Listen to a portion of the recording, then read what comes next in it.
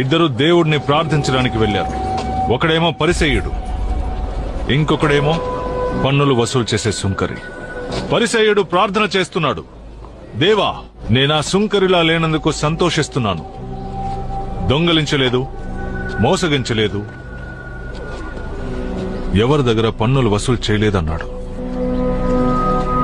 కానీ ఆ సుంకరి ఎలా ప్రార్థించాడంటే, కనీసం తల పైకెత్తడానికి కూడా నేను అర్హుణ్ణి కాను.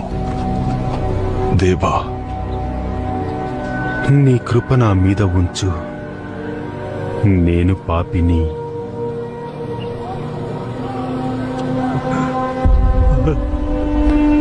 దేవుడు సుంకరి ప్రార్థననే ఆలకించాడు.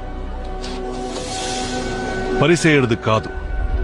తనని తాను హెచ్చించుకునివాడు తగ్గించబడును, తనని తాను తగ్గించుకునివాడు హెచ్చించబడును.